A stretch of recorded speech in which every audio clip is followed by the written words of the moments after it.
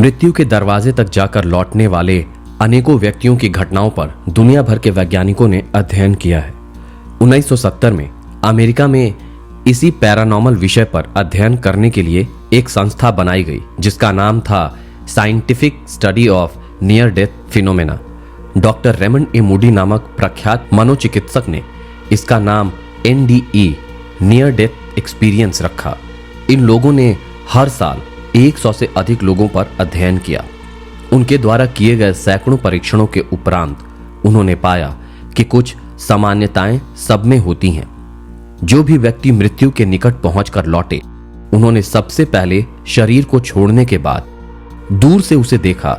इस दौरान उन्हें उनके मृतक संबंधी भी मिले। घने अंधकार भरे मार्ग से प्रकाश की ओर गमन करने के अनुभव की बात उन सभी लोगों ने बताई और प्रकाश की ओर जाते ही शांति और आनंद की अनुभूति भी हुई कुछ लोगों को। इन विभिन्न तथ्यों का वैज्ञानिक अध्ययन करने के लिए 250 वैज्ञानिकों, मनोविशेषज्ञों, मनोचिकित्सकों और मनोवैज्ञानिकों का एक संगठन बना। ऐसे 100 व्यक्ति जिन्हें डॉक्टरों ने मृत घोषित कर दिया था और जो पुनः जीवित हो उठे, उनसे साक्षात्कार कर उनके अनुभव इकट्ठे किए गए।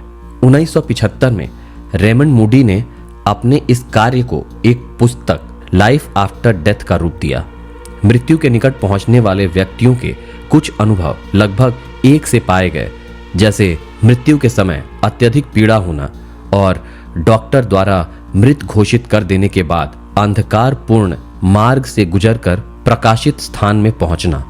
विस्तृत रूप से आप उनके अनुभवों को पढ़ें तो आप पाएंगे कि ऐसा व्यक्ति अपने शरीर से अपने आप को अलग अनुभव करता है।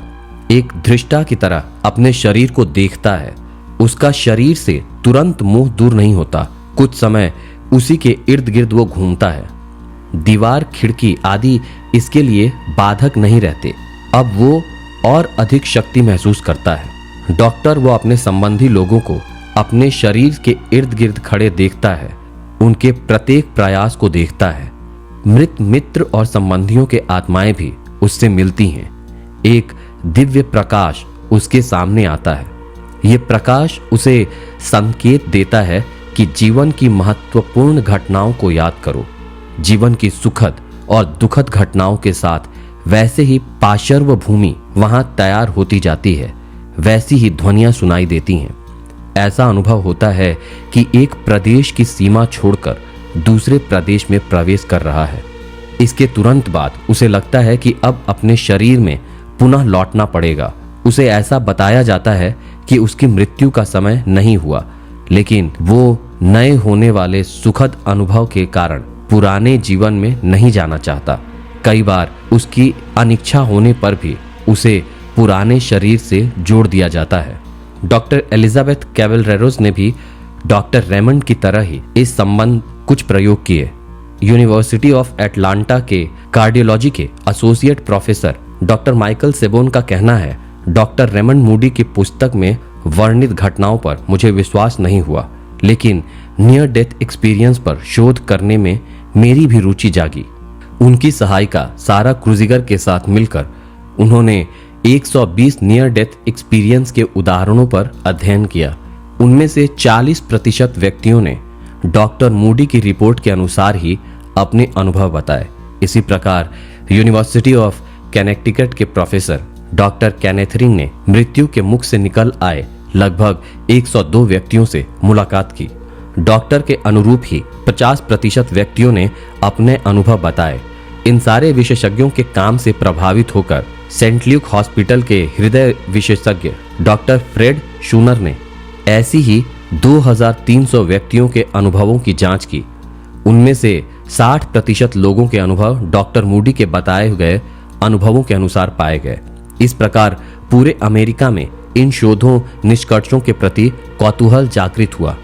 डॉक्टर कार्लिस ओसिस और इरलैंडर हाल्डसन, इन दोनों मनोवैज्ञानिकों ने मिलकर भारत और अमेरिका के उदाहरणों का तुलनात्मक अध्ययन किया।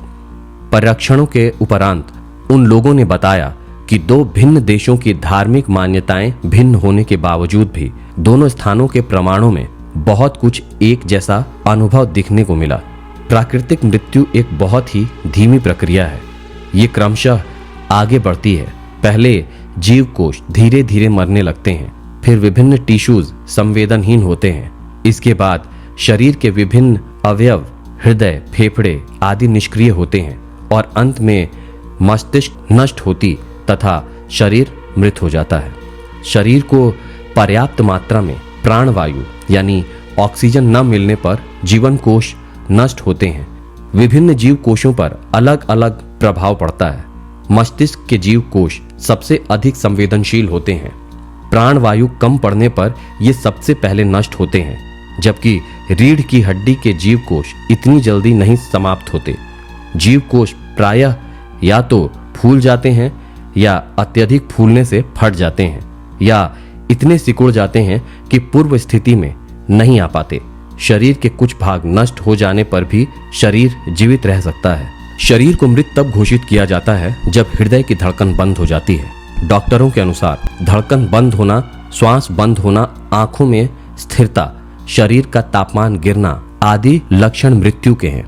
इन लक्षणों के बाद 10 मिनट से लेकर 2 घंटे के अंदर अस्थि पंजर के सभी स्नायु कड़े हो जाते हैं, रक्त जम जाते हैं। रक्त जम जाने के कारण शरीर का रंग नीला पड़ने लगता है, जिसके बाद के 24 घंटे में शरीर के ऊतकों को बैक्टीरिया विघटित करने लगते हैं। इस प्रक्रिया को सोमैटिक डेथ कहते हैं, जबकि शरीर का प्रत्येक कोश मर जाता है। इस ब्रह्मांड में फैला रहने वाला ऊर्जा तरंगों से बना मनुष्य शरीर मरने के बाद भी अपना अस्तित्व बनाए रखता है। भले ही आज के अविकसित यंत्र से उसे देखने पकड़ने में समर्थ न हो, शरीर सत्ता पुनर्जन्म के रूप में भी अपनी पिछली क्षमताओं तथा आदतों का परिचय तो देती ही रहती हैं। मरण और जन्म के बीच में यदि जीव सत्ता अपने अस्तित्व का परिचय प्रेत पितरों के रूप में देती है तो उसे अमान्य नहीं ठहराया जा सकता। विकसित विज्ञान अगले दिनों उन बीच के समय में प्राणी की स्थिति का भी पता लगा लेगा जो अभी अज्ञात और रहस्यमय बनी हुई है। मरने से पहले और जन्म लेने के बाद जब जीवन श्रृंखला यानी सीरीज ऑफ लाइफ के अविच्छिन्न संबंधों का कई आधारों पर प्रमाण मिलता है, तो कोई कारण नहीं कि कुछ समय तक इस भौतिक जगत में न होने वाली स्थिति का विवरण जाना न जा सके। आज के आधुनिक विज्ञान को भी कुछ समय बाद उन्हीं निष्कर्षों पर पहुंचना पड़ेगा जिन पर कि सनातन धर्म का अध्यात्म विज्ञान बहुत समय पहले पहुंचा और मरणोपरांत जीवन की एक एक गुत्थी सुलझाने में समर्थ रहा है।